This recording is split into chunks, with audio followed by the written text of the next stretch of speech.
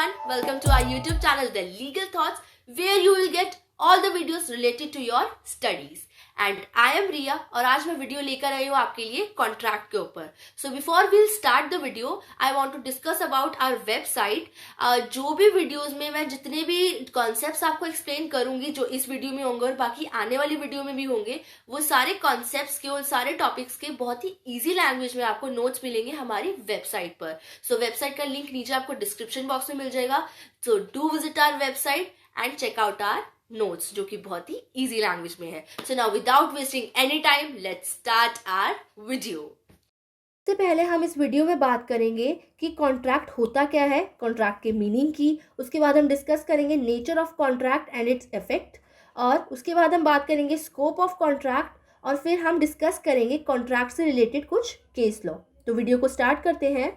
तो सबसे पहले हम अपनी वीडियो में समझेंगे व्हाट इज एन अग्रीमेंट, क्योंकि कॉन्ट्रैक्ट को समझने के लिए हमें अग्रीमेंट को समझना पड़ेगा ही पड़ेगा, क्योंकि अग्रीमेंट पहली स्टेज होती है.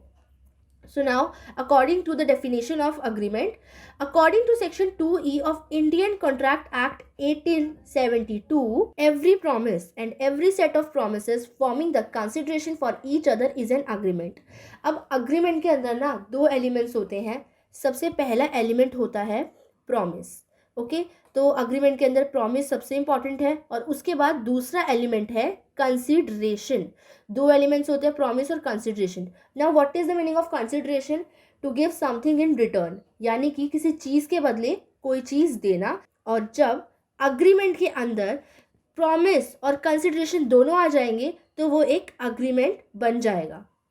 अब सबसे इम्पॉर्टेंट बात ये भी है कि एक अग्रीमेंट के अंदर जो प्रॉमिस होता है वो दोनों पार्टीज़ की तरफ से होना ज़रूरी है. कोई एक पार्टी की तरफ से प्रॉमिस नहीं वर्क करेगा, बोथ द पार्टीज को प्रॉमिस करना ज़रूरी है. फिर अब एक एग्जांपल से भी इसको हम समझ लेते हैं. जैसे ए ने प्रॉमिस किया है बी को कि वो अपनी वॉच बी को देगा, और बी प्रॉमिस करता है ए को कि वो वॉच के बदले उसे 2000 रुपीज़ देगा. तो इधर दोनों चीज़ें हैं. पहला तो है प्रॉमिस जो ए ने बी से किया और बी ने ए से किया, और दूसरा आता है कंसिडरेशन जो कि है 2000 रुपीज़. सो हेयर जब प्रॉमिस और कंसिडरेशन दोनों है तो they both are forming an agreement, they both are in an agreement. So this is agreement. Okay तो ये अग्रीमेंट था. Now let's come to contract. So now first of all हम contract की definition को पढ़ लेते हैं. According to Section 2H of Indian Contract Act 1872, contract is an agreement enforceable by law. अब इस डेफिनेशन का एक एक वर्ड बहुत इंपॉर्टेंट है, क्योंकि हमने पहले अग्रीमेंट इसीलिए पढ़ा था क्योंकि कॉन्ट्रैक्ट पहले एक अग्रीमेंट ही होता है. सबसे पहली स्टेज अग्रीमेंट होती है और उसी के बाद कॉन्ट्रैक्ट फॉर्म होता है.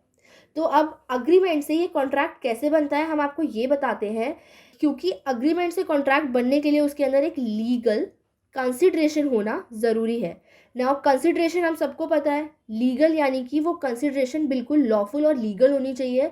जैसे कि ए और बी के बीच जो अग्रीमेंट हुआ था वॉच का, उसमें ए और बी ने ए को वॉच के बदले 2000 रुपीज़ देने का प्रॉमिस किया था. लेकिन अगर मान लो बी उसको ए को वॉच के बदले ड्रग्स देता, तो क्या वो एक लॉफुल कंसिडरेशन थी? नहीं थी, वो एक लीगल कंसिडरेशन नहीं थी.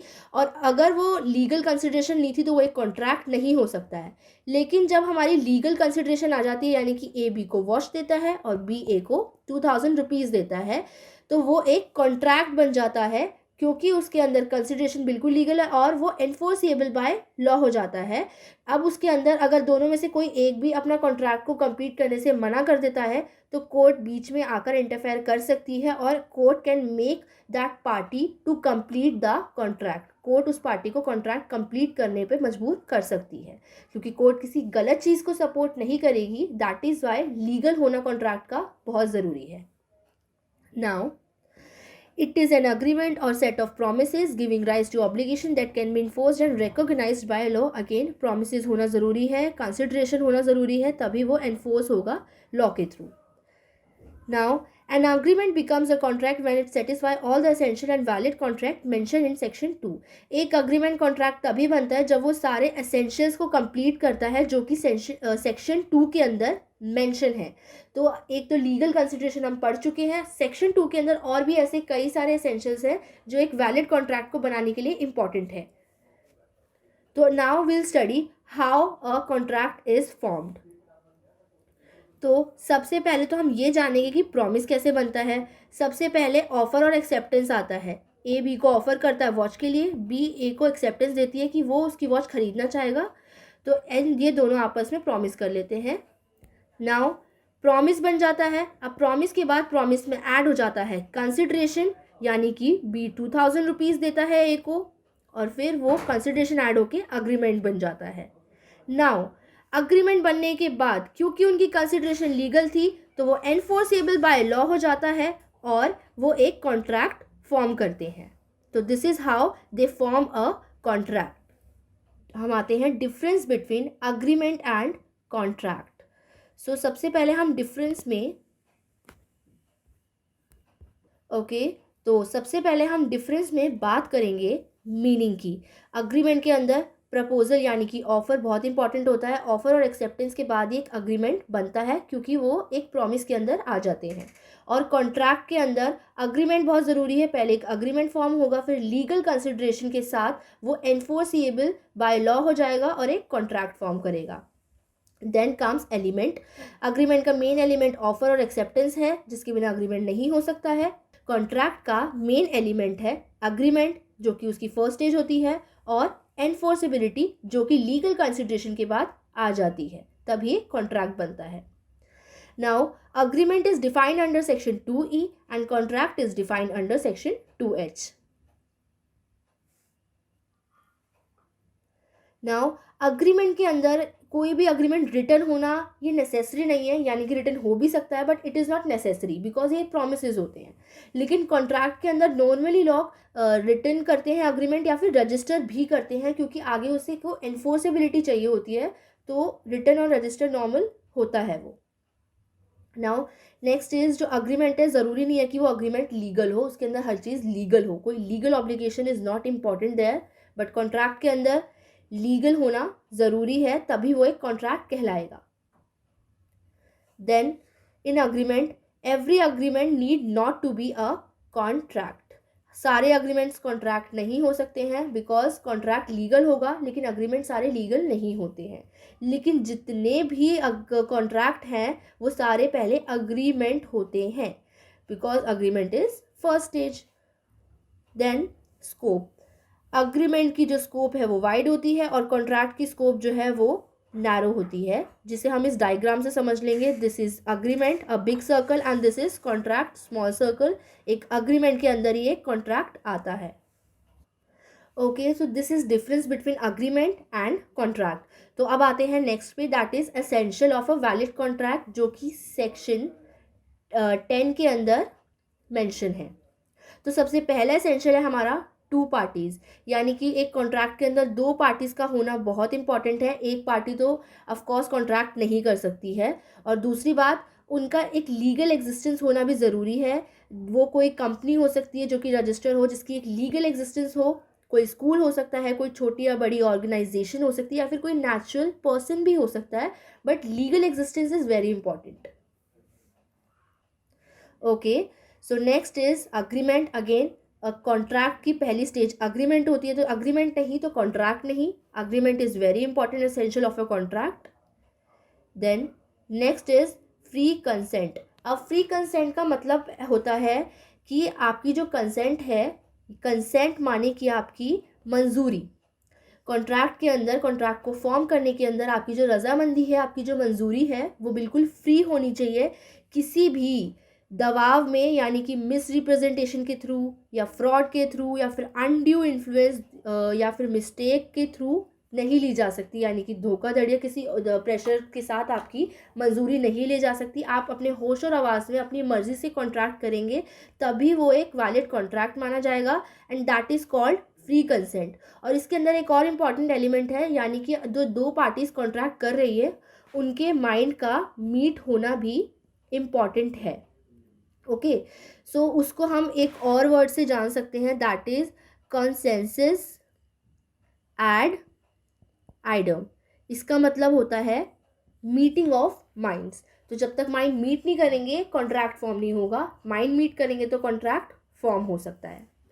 Now next is intention to create legal relationship. अब लीगल रिलेशनशिप का मतलब क्या है?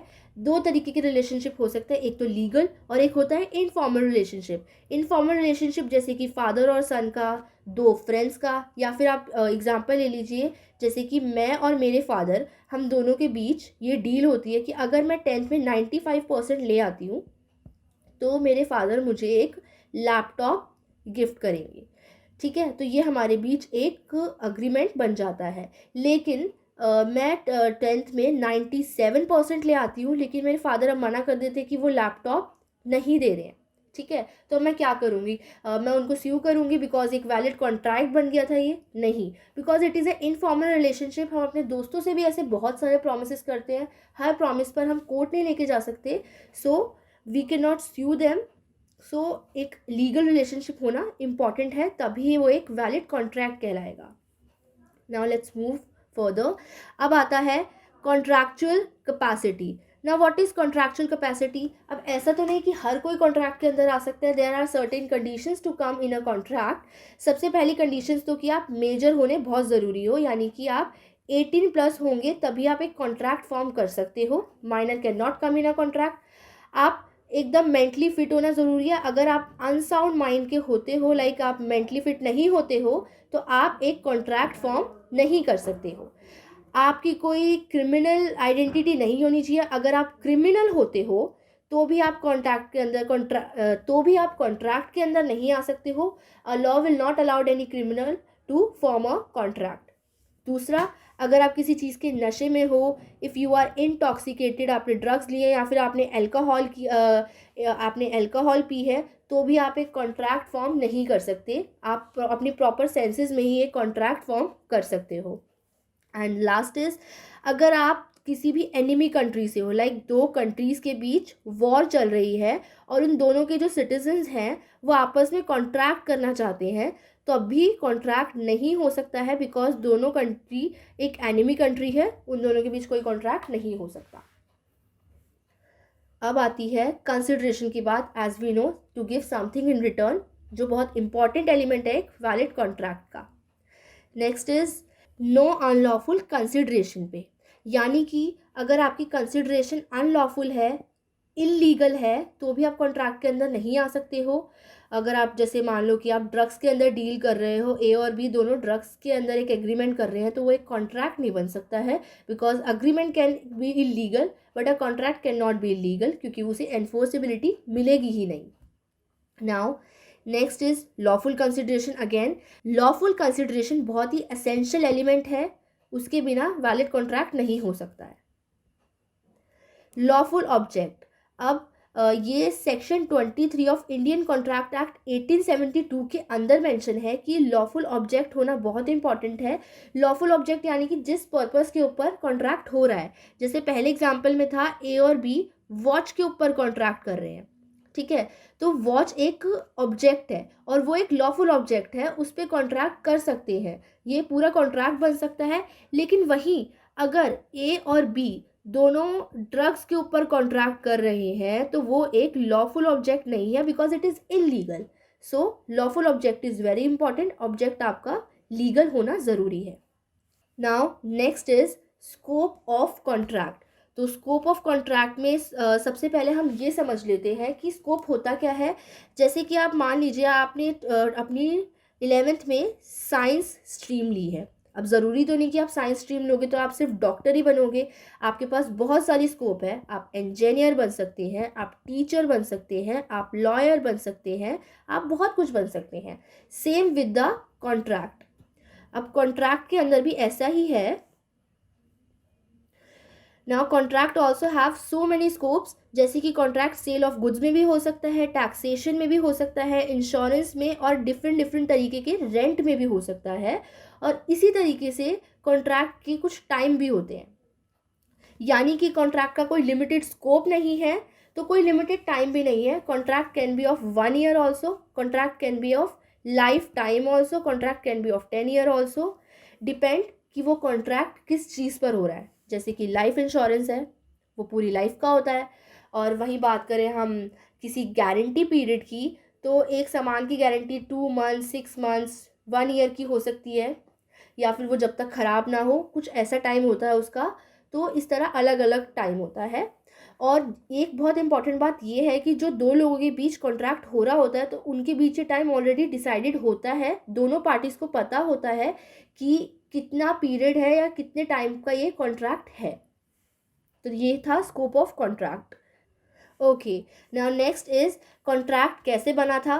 Very important and very easy. Valid consideration हमको पता है वो ऐड होनी ज़रूरी है, और वैलिड कंसिडरेशन की वजह से कॉन्ट्रैक्ट एनफोर्सेबल बाय लॉ होता है. देन वही हमारा एक पुराना एग्जाम्पल ए और बी के वॉच वाला. अब उस एग्जाम्पल को हम कंटिन्यू करते हैं. मान लीजिए ए ने एंड मोमेंट पे कॉन्ट्रैक्ट बन चुका है और एंड मोमेंट पे मना कर दिया, मेरा मन बदल गया है, मैं अब आपको वॉच नहीं देना चाहता. वो अपने कॉन्ट्रैक्ट को तोड़ रहा है, उससे पीछे हट रहा है. तो कॉन्ट्रैक्ट तोड़ने को हम कहते हैं ब्रीच ऑफ कॉन्ट्रैक्ट. अब क्योंकि ये कॉन्ट्रैक्ट था और ये एनफोर्सेबल बाय लॉ था, तो अब बी ए को स्यू कर सकती है और कोर्ट ले जा सकती है, और अब कोर्ट जो है वो ए से वो कॉन्ट्रैक्ट कंप्लीट करवा सकता है. तो how it is, so this is how it is a contract. अब हमने कॉन्ट्रैक्ट को अच्छी तरीके से समझ लिया है, सारे एसेंशियल्स कंप्लीटली समझ लिए हैं. अब हम बात करेंगे कॉन्ट्रैक्ट के केस लॉ की. ठीक है, तो इससे आपको अच्छी तरीके से और अच्छे से सब कुछ समझ आ जाएगा. तो केस लॉ है हमारा BP refinery western port private limited versus शायर ऑफ हैस्टिंग. तो हमारे ये जो पिक्चर है ये शायर ऑफ हैस्टिंग की है, और ये जो हमारी पिक्चर है ये BP रिफाइनरी की है. तो इसके अंदर क्या हुआ था, इसकी जो सिटेशन है वो है ईयर 1977 180 CLR 266. तो इस केस के अंदर क्या हुआ था, कोर्ट ने 5 कंडीशंस तय की थी जो सेटिस्फाई करेंगी तभी एक कॉन्ट्रैक्ट बनेगा. इन 5 कंडीशंस के बिना कॉन्ट्रैक्ट नहीं बन सकता है. पहली कंडीशन थी competence of party. Definitely party का मेजर होना और बिल्कुल साउंड माइंड होना, ये सब कॉम्पिटेंस थी पार्टी के. और कंसेंसस यानी कि मीटिंग ऑफ माइंड, दोनों पार्टीज के माइंड का मीट करना बहुत ज़रूरी है. Then comes lawful consideration, consideration lawful होनी चाहिए. फिर आता है लॉफुल ऑब्जेक्ट, जैसे कि हमारा वॉच था, ऐसे बहुत लॉफुल ऑब्जेक्ट होना चाहिए, इलीगल ऑब्जेक्ट नहीं होना चाहिए. सर्टेनिटी, सर्टेनिटी यानी कि जो भी हम जिस भी चीज़ पर कॉन्ट्रैक्ट कर रहे हैं वो अनसर्टेन नहीं होनी चाहिए, वो एक सर्टेन चीज़ होनी चाहिए ताकि वो पॉसिबल हो और वो आगे फ्यूचर में होगी, तभी एक कॉन्ट्रैक्ट हो सकता है. तो ये 5 चीज़ें थी जिनके बेस पे एक कॉन्ट्रैक्ट फुलफिल किया जा सकता था, एक कॉन्ट्रैक्ट फॉर्म होता था. तो गाइज मैं उम्मीद करती हूँ कि आपको हमारी वीडियो में जितनी भी बातें हैं सारी समझ आ गई होंगी. इस वीडियो में हम बस इतना ही समझाएंगे आपको. आगे आने वाली वीडियोस और भी ज्यादा इंटरेस्टिंग होने वाली है, और भी काफी सारे टॉपिक्स हम कवर करेंगे. अगर आपको इस वीडियो में कोई भी डाउट है किसी भी टॉपिक को लेकर, किसी भी पॉइंट को लेकर, तो आप नीचे कमेंट सेक्शन में अपना डाउट लिखकर हमें भेज सकते हैं. हम पूरी कोशिश करेंगे कि हम आपका डाउट क्लियर कर दें. और अगर आपने अभी तक हमारे चैनल को सब्सक्राइब नहीं किया है गाइज, तो please go and subscribe our channel, और साथ में प्रेस कीजिएगा उस बेल आइकन को जो सब्सक्राइब के एकदम साथ में दे रखा है, ताकि जितनी भी नोटिफिकेशन हमारी वीडियोस की है वो आप तक टाइमली पहुंच जाए. और हमारी वीडियो को लाइक और शेयर करना बिल्कुल मत भूलिएगा. साथ ही साथ हमें इंस्टाग्राम और फेसबुक पर भी फॉलो कीजिएगा, जिसका लिंक आपको नीचे डिस्क्रिप्शन बॉक्स में मिल जाएगा. और डिस्क्रिप्शन बॉक्स में आपको एक और लिंक मिलेगा जो हमारी वेबसाइट का होगा. तो प्लीज इसके बाद हमारी वेबसाइट पर भी विजिट कीजिएगा, जिसमें आपको सारे ही नोट्स बहुत ही इजी लैंग्वेज में मिलेंगे, जिससे आप अपनी स्टडी में भी रेफर कर सकते हैं. तो हमारी आज की इस वीडियो में इतना ही. Thank you so much.